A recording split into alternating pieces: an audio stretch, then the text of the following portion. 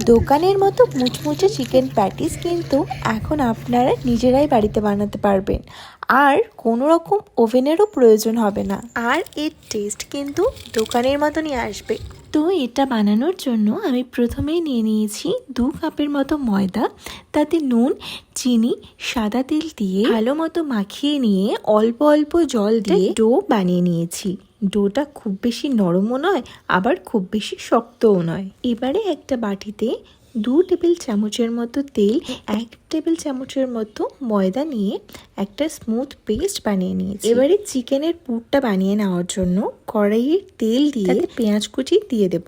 পেঁয়াজটা একটু ভাজা হয়ে গেলে তাতে টমেটো কুচিও দিয়ে দিয়েছি। পেঁয়াজ এবং টমেটোগুলো একটু ভাজা ভাজা হয়ে গেলে এতে আদা রসুন এবং শুকনো লঙ্কার পেস্ট একটা রেডি করেছি, সেই পেস্টটি এর মধ্যে দিয়ে দিচ্ছি। এবারে কিছু গুঁড়ো মশলা অ্যাড করব, যার মধ্যে রয়েছে জিরে গুঁড়ো, হলুদ গুঁড়ো, ধনে গুঁড়ো এবং গরম মশলা গুঁড়ো।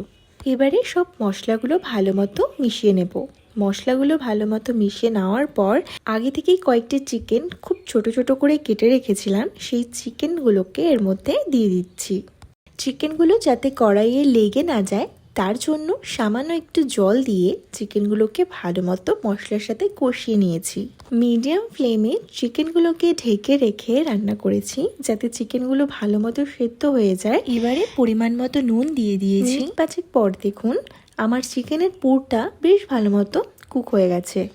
এবারে ময়দার ডো থেকে লেচি কেটে রুটির মতো বেলে নেব।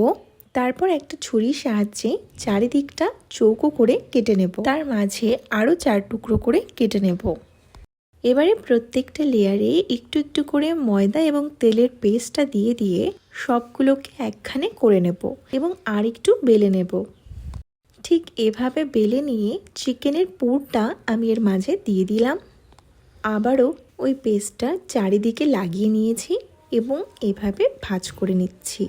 এবারে আঙুল দিয়ে সাইডগুলোকে ভালো মতো আটকে দিতে হবে। ময়দার মিশ্রণটা ভালো মতো এবারে লাগাতে হবে, না হলে কিন্তু তেলে ভাজার সময় এটি খুলে যেতে পারে। দেখুন এর মধ্যে কিন্তু প্যাটিসের শেপ চলে এসছে। এবারে কড়াইয়ে সাদা তেল গরম করে প্যাটিসটাকে তেলের মধ্যে দিয়ে দেব। তেলটাকে খুব বেশি গরম করবেন না, হালকা একটু গরম হলে পরেই কিন্তু প্যাটিসটা দিয়ে দেবেন।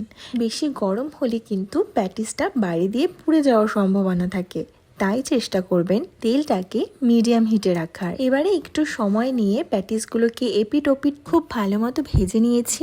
আর একটা প্যাটিস ভাজতে 7 থেকে 8 মিনিটের মতো সময় কিন্তু লেগেই যায়। প্যাটিসগুলোকে একটু সময় নিয়েই ভাজবেন, তাহলে এর ভেতরে সেই ক্রাঞ্চিনেস ভাবটা কিন্তু থেকে যাবে। আর বাড়িতে চিকেন আসলে কয়েক টুকরো চিকেন কিন্তু এই প্যাটিসের জন্য অবশ্যই তুলে রাখবেন, তাহলে সন্ধ্যাবেলার টিফিনটাও কিন্তু বেশ ভালো জমে যাবে। আর এই প্যাটিস খেতে কিন্তু একদম দোকানের মতনই হয়। তো এই ছিল আজকের রেসিপি চিকেন প্যাটিস।